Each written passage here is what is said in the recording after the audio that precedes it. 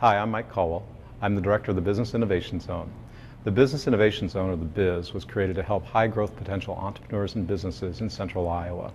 We provide a variety of services, including mentoring, consulting, counseling, validating business models, and help with access to funding for high-growth companies.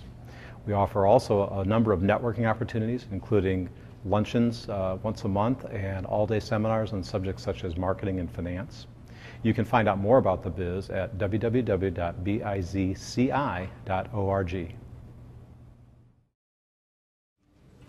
Good morning, everyone. I'm Chris Sackett. I'm the managing partner of the Brown Winnick Law Firm.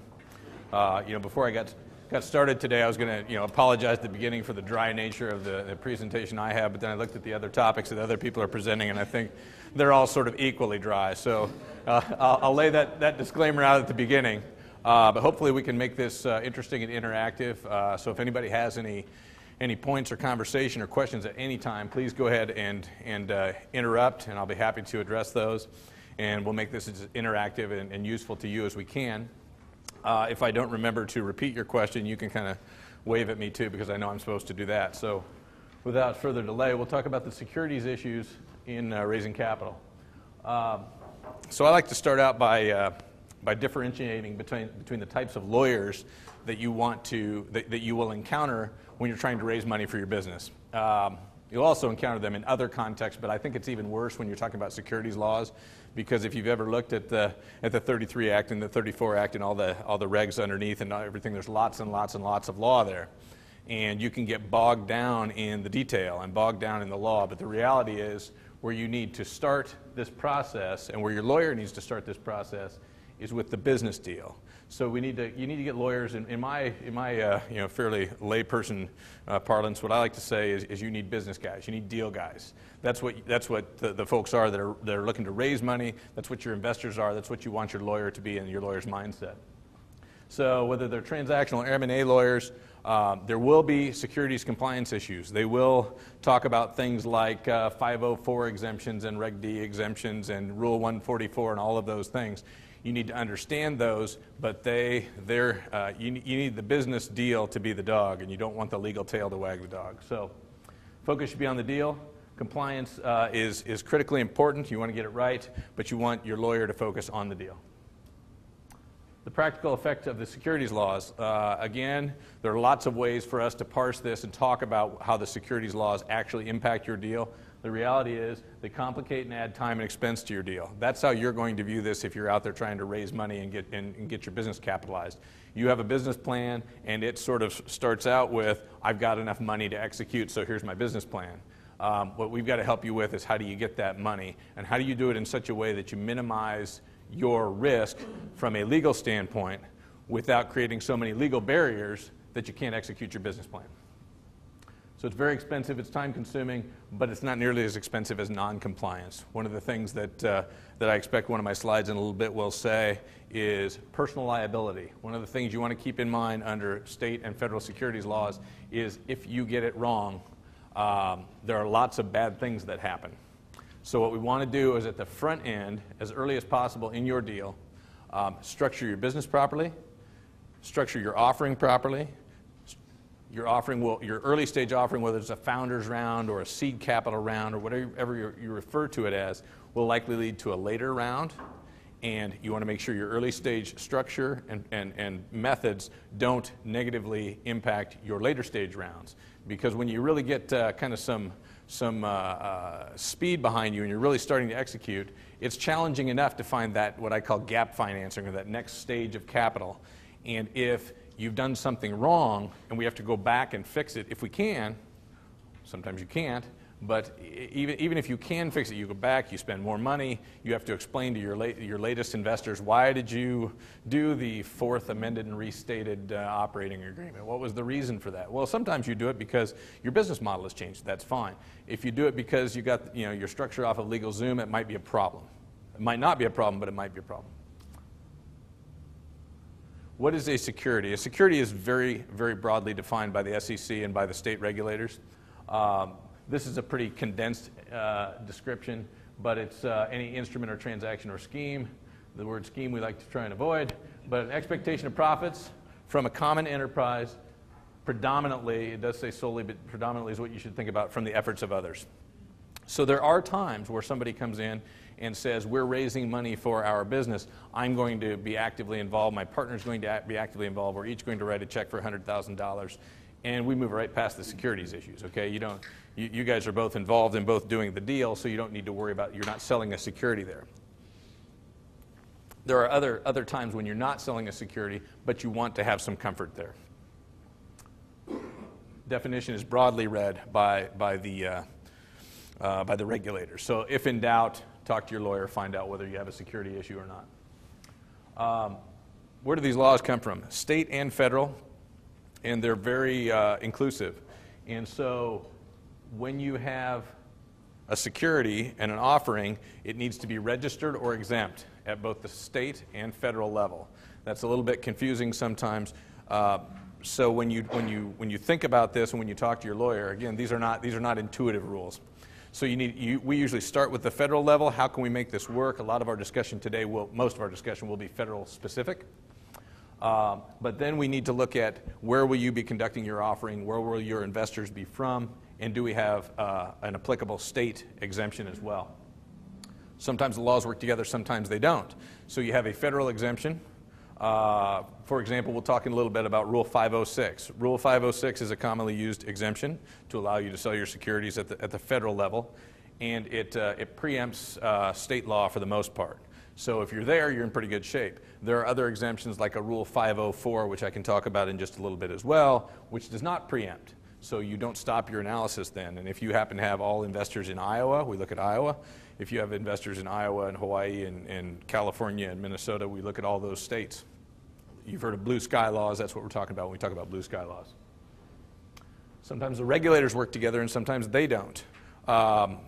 If possible, it works well if you have a law firm and other consultants who have worked with the state regulators.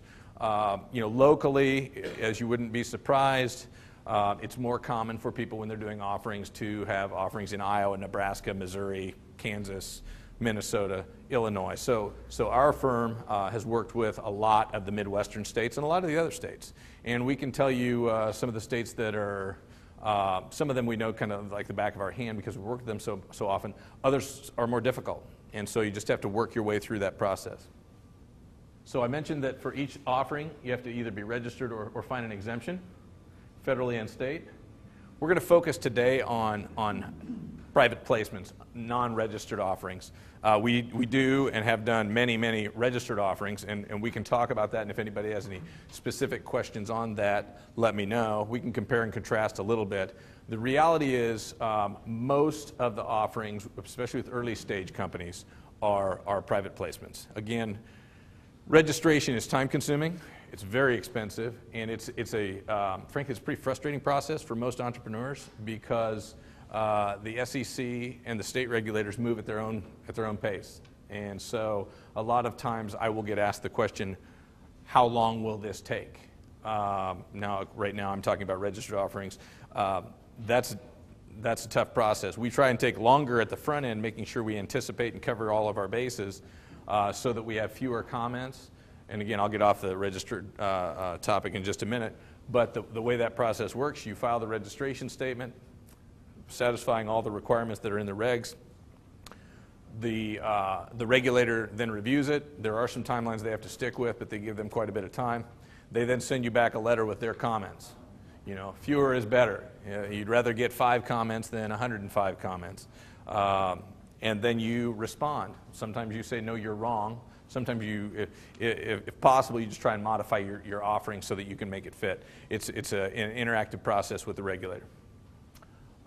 So there are benefits to registered offerings. Most importantly is your ability to sell to a broader group of people and with less restrictions. General solicitation, it's called, like if you ever open up the Wall Street Journal or the New York Times or any other paper and you see a solicitation for investment, that's a registered offering, or somebody's in big trouble.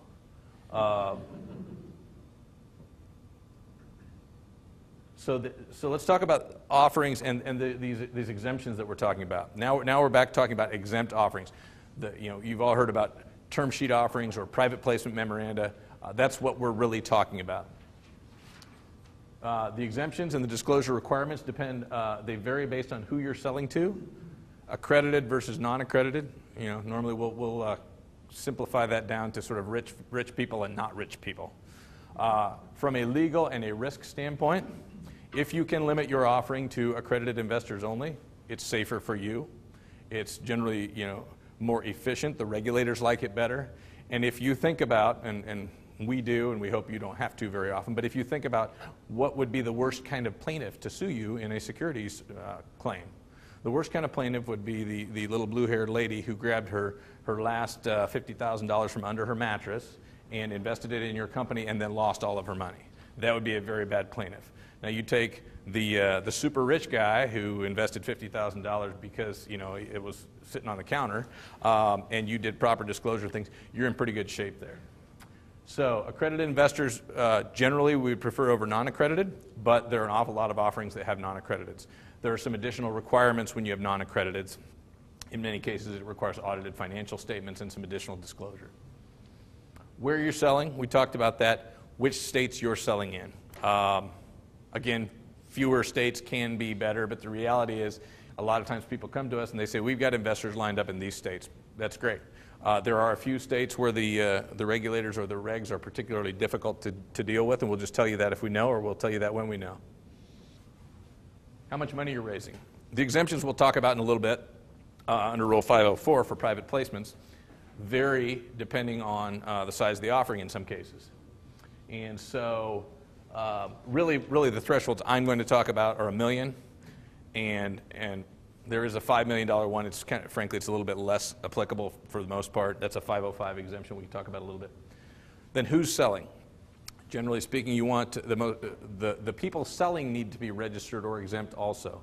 The most commonly used exemption is a board member or an officer who's selling without compensation. Those folks generally satisfy an exemption requirement, or obviously a registered broker-dealer. The one we'll talk about at the very end that are the high-risk situations that people come with a lot are, no, I've got a finder. This person is just going to find me investors. Finders, there are some rules on finders, and the reality is most of the time when somebody says they've got a finder, they've got somebody who wants to bring investors and get paid. That's a problem. That's called transaction-based compensation. It doesn't fit under an exemption. Then the next, I've got a solution that people come up with. Well, we'll make them a director. We'll make them a vice president. No, we'll also talk about the who's selling in terms of real officers and real directors. And so if there's somebody who you just made an officer or a director so that they could go out and raise money for you, that's a problem. Here are the most commonly used exemptions that we encounter on the private placements. And I'll talk to you about these just briefly. So what we're looking at here is, these are safe harbors. There's also what's called a 4-2 exemption, which is an offering that by its nature is private. That's about what the guidance is, other than enforcement actions and no action letters. When we get to 4-2, I take an extra Nexium in the morning because my stomach bothers me a little bit, because 4-2 is when we worry that what we're going to have to say to the regulators is, yeah, but see, look, this was private because it's private. It's not public. And it's the whole, don't use the word to define the word. That's kind of what you're left with doing under a 4-2. But there are circumstances where a 4-2 works. These are safe harbors, as I say. If we comply with these safe harbors, we know that you have had a private offering and didn't need to register. 504 exemption is, I have to tell you, I think it's actually less than $1 million as opposed to $1 million. Not that should be a big issue, but and so that's within a 1-year period. So a 504 is a pretty slick offering mechanism if you're under $1 million. So on the 504, you'll see less disclosure usually. We still recommend that you have some level of disclosure. There's still the applicable what are called anti-fraud rules, which you can think of that as just think of full disclosure. I'll talk a little bit later about the PPM or the term sheet as being your insurance policy. You don't want anybody at any point saying, but you told me this, or you told me that. What you'd like is that document that says, here are at least some of the basic risks at a minimum. And one of those is you could lose all of your investment, and there are lots of others. But you want some level of disclosure so that you're not left with saying, they say you said, and you say, no, I didn't. So for all of these, we would recommend you have a private placement memorandum of some sort. I also mentioned earlier that the risk to you, I actually mentioned the exemption requirements, but the risk to you also varies depending on who your investors are. So if you have a single investor who's a gazillionaire who's going to invest less than $1 million, you might do that with almost no disclosure. You might do that with just a one-page term sheet. You might do that with just the instrument by which they invest, a convertible note or something like that. 505 is an exemption that's not used that often, largely because there's not much advantage between a 505 and a 506. So I'm going to skip. There's a $5 million limit on 505. On 506, that's probably the most commonly used at the federal level, private placement exemption. If it's a 506 to all, there's a 35 non-accredited investor limit, and you need to pay particular attention to that.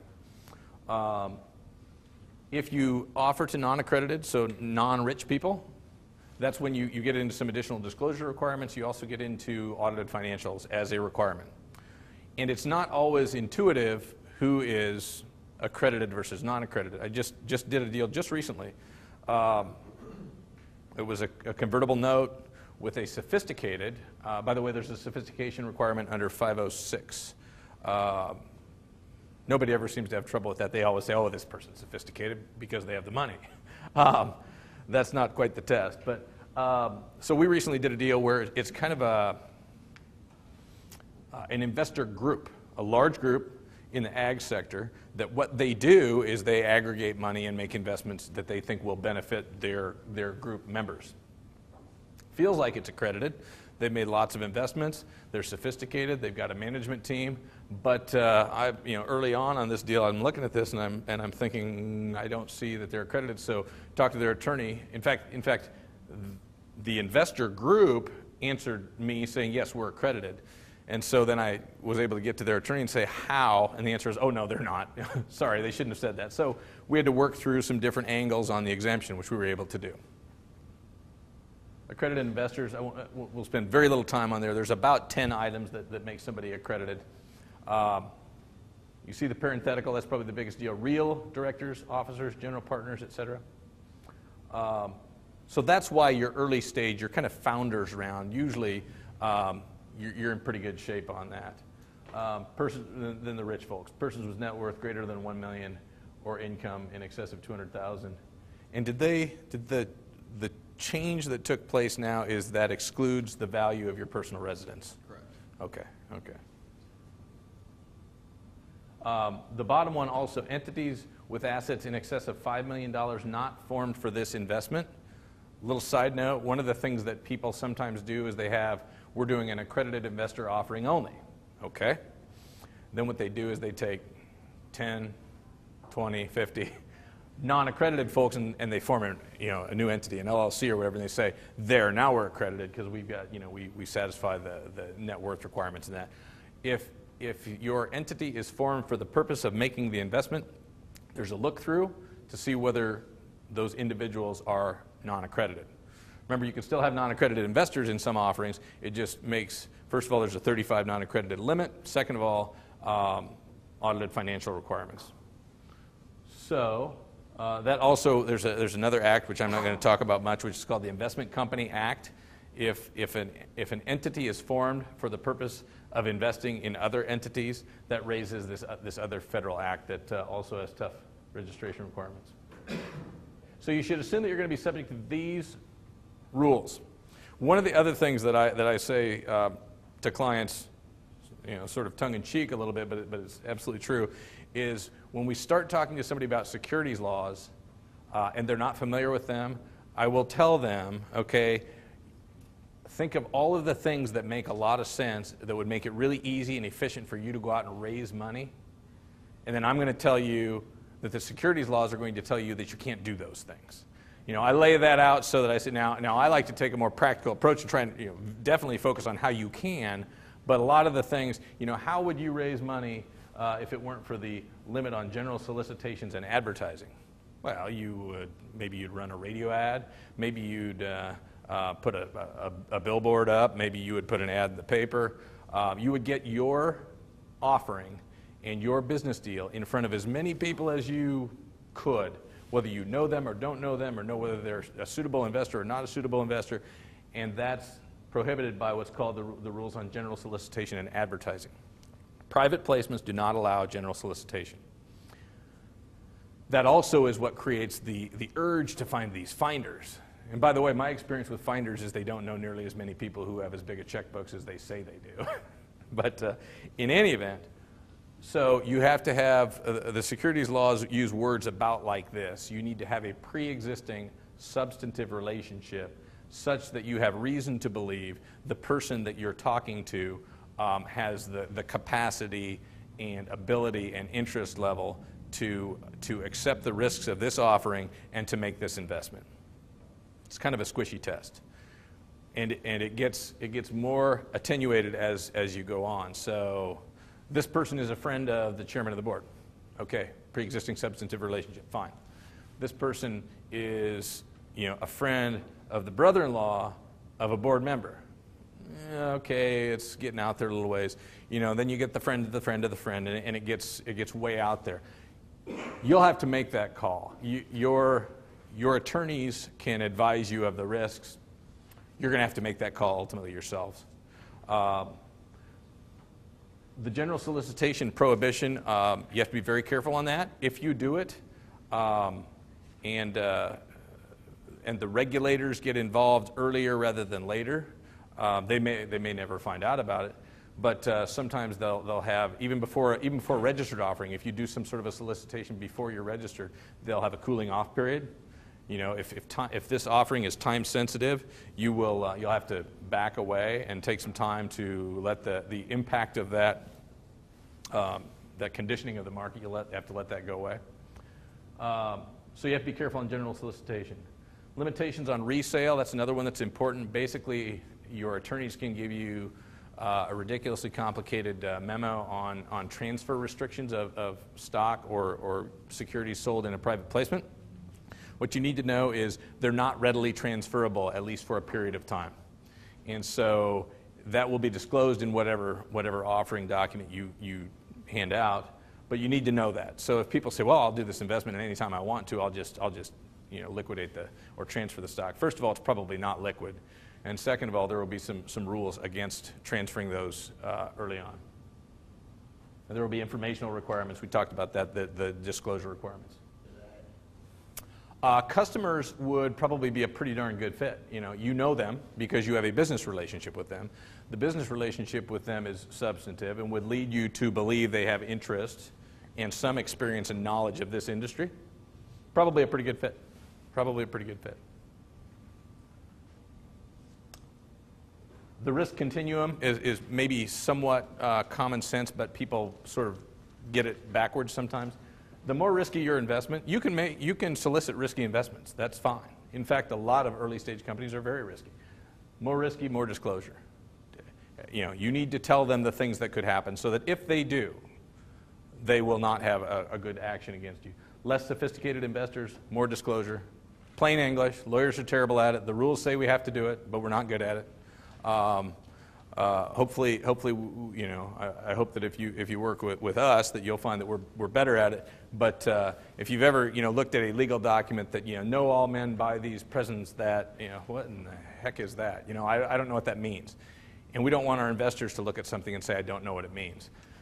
They're going to look at your organizational documents and maybe some buy-sell provisions and some other things, and they may not understand those, but we're going to try and describe those if it's a large enough offering where you've got the time and budget to do so in plain English so that they can understand your investment.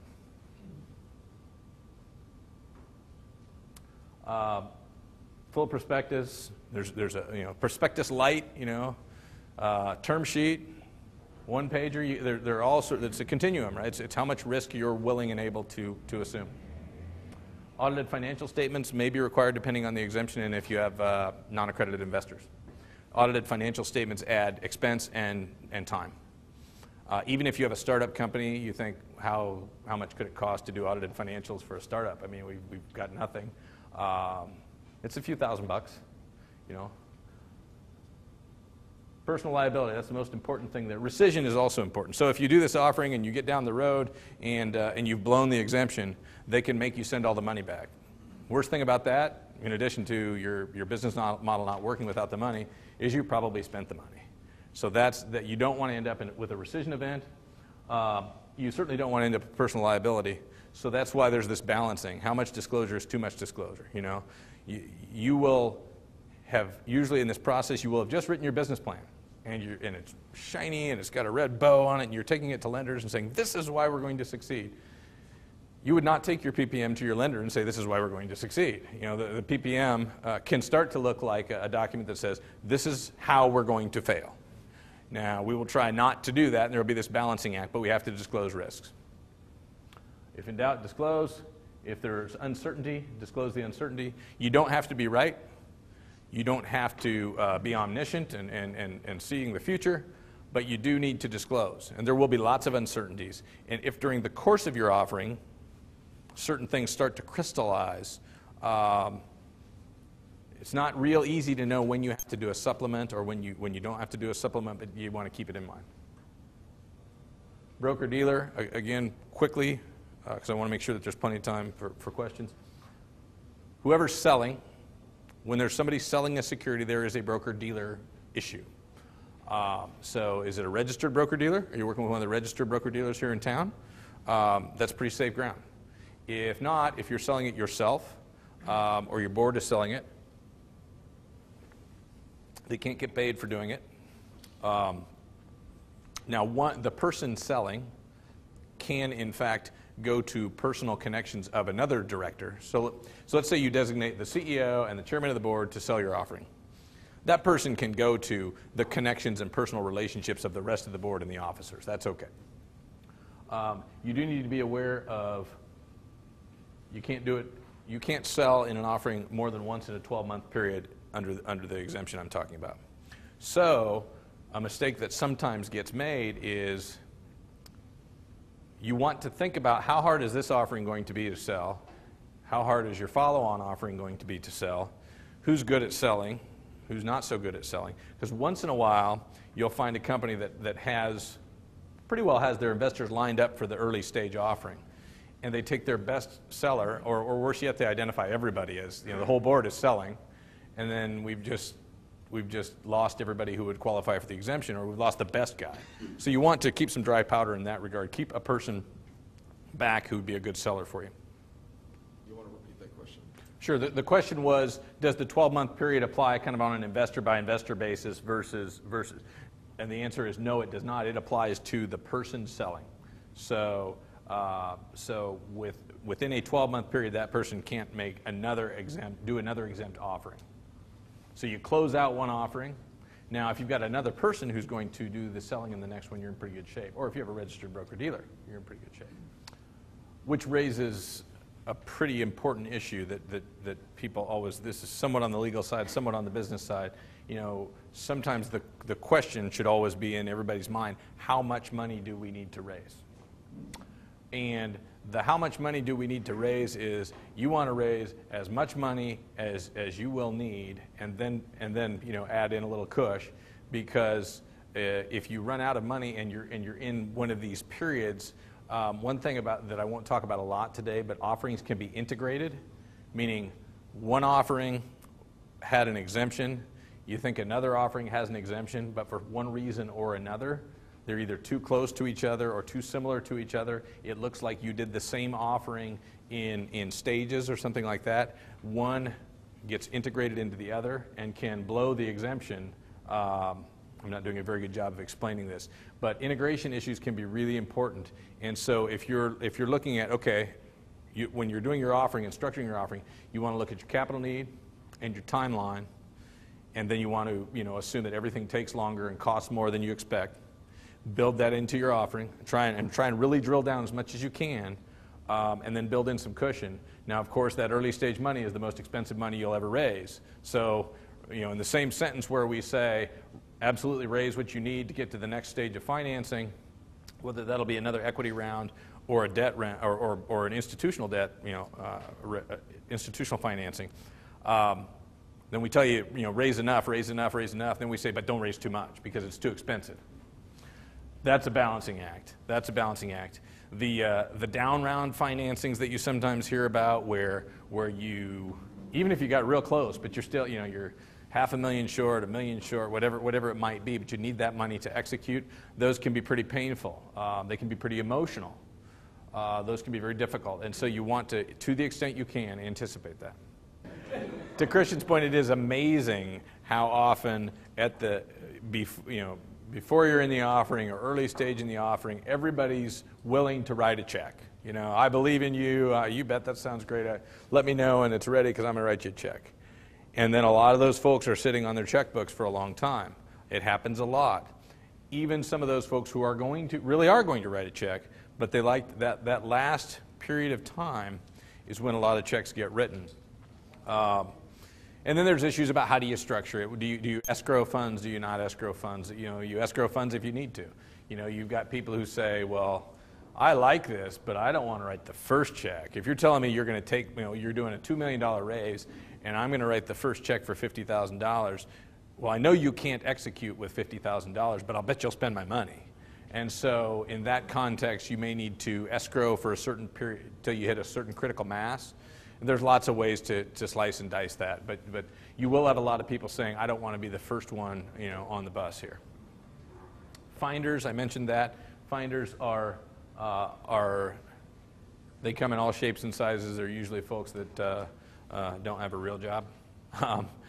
There's just lots of people who say, I know a bunch of people who will write checks for you, and just beware, be careful. Once in a while, just recently, I had a deal. Finders come up a lot.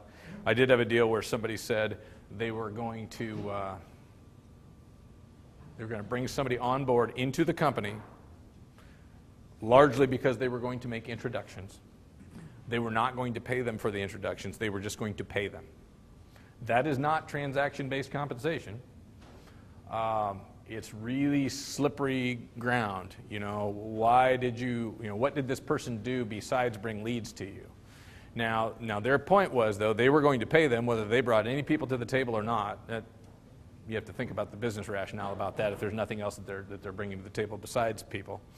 But again, you can have all those discussions. Everything's in play. Your lawyers will talk to you about the risks of those things, and you have to decide whether you're willing to take those risks or not. And sometimes, if the risks are just too much, and you want your law firm and your other consultants to be this way, they will tell you, look, that's too much, and if you're going to do that, I don't want to be a part of that. That should be the ultimate red flag, right? If your counsel won't go along with the plan you have, then you ought to think about doing a different plan. And it happens. It does happen. Offering documents, okay, so I mentioned, that, and we're about there, the organizational documents for your entity. You want to have those done right. In my opinion, it looks bad, even if you get them right by the time of the offering, if you had really bad docs at the start. And the LegalZoom example I gave a while back, we'd just done a capital raise for somebody who did use LegalZoom docs for their initial organization, and sold equity to everybody from friends and family to the paper boy to a guy who walked the dog. It was, and all of that had an impact. It had an impact on, frankly, whether they had already had a securities problem, which what you do then is you kind of patch and putty and paste and try and make it work as best you can, and you never fully cleanse that risk. And once in a while you get these sophisticated VC or private equity group that will come in and say, we really like your business, but we can't get over that thing that happened at the early stage, so you don't want that. So organizational documents, I think it's important to get them right. If you don't know really where you're going and you've got 5 initial folks that are very involved, it's not uncommon. It doesn't mean you've made a mistake. If you form your company for your 3 or 5 initial people, with fully expecting that when you get more developed in your business plan, that you're going to amend and restate those documents because now you're doing an offering to 100 people or 200 people for 10 million or 20 million or 100 million. That 300 investor company with $200 million or with 200 investors is going to look different. It just will. And so it's not, it doesn't mean you made a mistake. The prospectus, again, disclosure document, probably everybody here has seen them. You know, you got a little summary at the front end that tries to condense down into a couple pages. And then how much is enough and how much is too much. You will, just so you know, lawyers generally are trained that you should, when you're drafting a document, you should say something once, you should say it clearly, and you should not say it again. And I'm pretty much a stickler on that when drafting contracts. I remember the first time I started doing securities work, 10, 12 years ago, and I look at these documents and say, why did you say this 5 different times in 5 different ways in 5 different places? Why would you do that? Well, the securities laws more or less tell you should do that. You should tell them things in more than one spot and in more than one way so that if somebody didn't catch it or understand it the first time, they understand it the second time. That gets a little old, and you won't like that when you see that in the document, so it's a balancing act. Subscription agreement. That is the document by which they subscribe for the investment. So they're telling you that they want to make the investment. They make certain representations to you. It's not your responsibility if somebody says they're accredited and they're not. It's not your responsibility as long as you didn't wink and nudge and say, okay. It's not your responsibility if they say they're from Texas and they're not. I'm trying to think. We just had a deal just recently, a big deal, on a several $100 million client that. Long story, but they didn't read their memos, and they went over a number of investors that was a critical number. They were an exempt company. They weren't a reporting company. They didn't follow the skull and crossbones, don't do this, whatever you do, discussion that I had with them. And they went over this number, so they became a reporting company inadvertently. That's expensive and not what you want to do.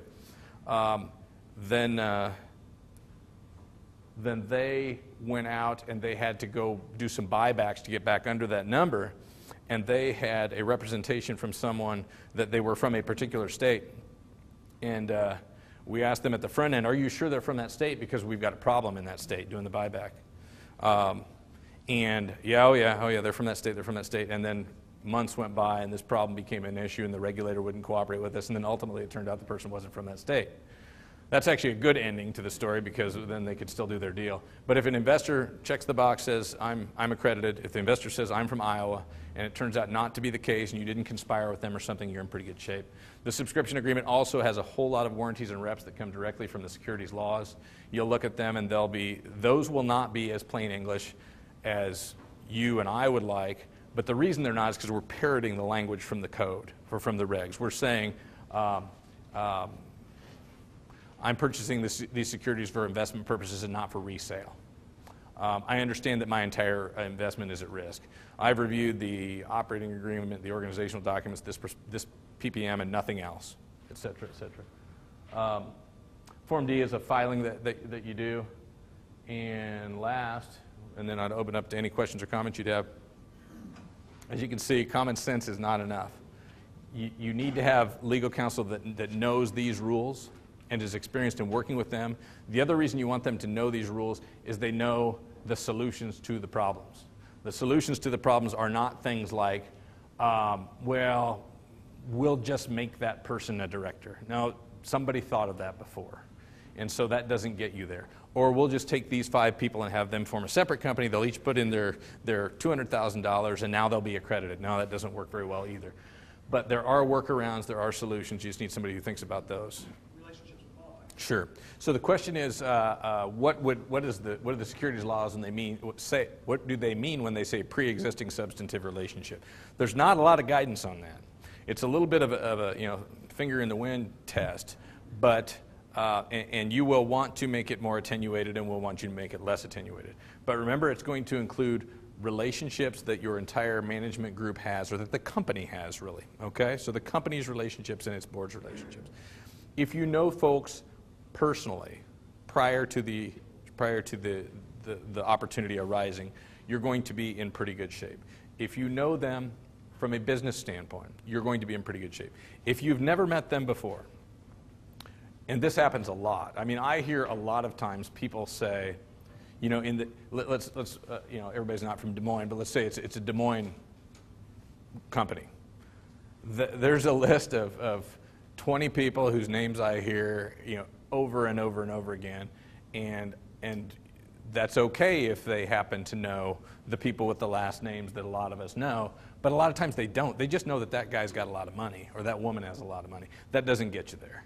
And so you really do, you want to look at it. It is probably one of the more commonly violated rules out there because there's not a good test. So what we try and do is make sure you know what the standard is pretty soft, pre-existing substantive relationship, and the substantive is tied to such that you have reason to believe that this would be a suitable investment for them, they'd be interested, they could handle the risks. Nope, corporate investors are still subject to the same pre-existing relationship. It actually gives you more angles to establish it. You know, you got their whole board, you've got their management team, have you done business with them? Because of course, those types of investors, the strategic investors, sometimes make way more sense than anybody else. You know, because you've got that relationship with them, and you'd have reason to know it. It'd be very easy to confirm that you had that relationship with somebody who you've done business with. The flip side is, the more practical side, what happens if this doesn't go well? Usually if you're doing an offering, there's something new you're doing. Maybe it's a new division, maybe it's a new product line, who knows. You just want to think about what does it do to your great friendship here, your business friendship, if you will, if this goes badly. But it's a business. Hopefully they'll be able to understand and accept that. So the question is whether the disclosures in a buyout scenario would be different than more like an early stage startup offering scenario. They're going to be similar. They're going to be similar. Different factors are, of course, going to be more important in one context than the other. What I would say is apply that materiality test. Is it something that a rational investor, that an investor would or might find material to their decision to make an investment? And if you think you want to think about yourself, but then you want to think about somebody who doesn't know exactly what you know about the business too. What would somebody who isn't intimately involved in the business, what would they want to know? And then err on the side of disclosure. That's a really, the point was know your contracts and make sure that you understand them and disclose them. You know, on the risk of disclosure or disclosure risks, material contracts are huge, especially two things. If it is a significant source of revenue for you, and if it has the possibility of going away, that's a big deal. If maybe it's not a significant source of revenue to you, but it provides you with software that you need to produce revenue, all of those things that could happen, you want to disclose. What we need to do, maybe I should start there. What we need to do, and what we try and do, and what we're trying even harder to do, is you need to adjust the legal approach for the context you're in. So there are certain, I mentioned, Rush gave the question, you know, if we're raising, you know, and you could take it smaller. What if we're raising $50,000 from 5 people? Well, we need to talk about that, you know. What level of risk can you take? What disclosure do you need? Is it mom and dad, or is it, you know, somebody you don't know? So you need to adjust it, and there will be risk that you will almost certainly have to take in that, because if you talk to the lawyer and they say, I can handle that, you need to raise, okay, $20,000. Okay, that's fine. We'll do a $20,000 offering, and my bill is going to be $50,000. And you're going to say, what? You know, doesn't work, right? It doesn't work for you. It doesn't work for me. It doesn't, and so that doesn't make any sense at all. And even some of the things that we and some of the other firms in town do for startup companies, right? Because they have different budgets and different needs. Maybe not even different needs, just different budgets. That's more your risk than ours, as long as we disclose our scope of our work properly. And we want you to be fully informed on that. But even those early stage, the concessions, the way we try and build it, there are times when you just say, okay, that's great, that $5,000 package you're talking about, I don't have that either. Well, then there are times where we'll say, look, then I think that you need to find somebody else to do the work, or you just need to accept the risk. But what we try and do is we try and, you know, educate you on those issues and see if there's a way to make it work so that you can protect yourself as much as you can.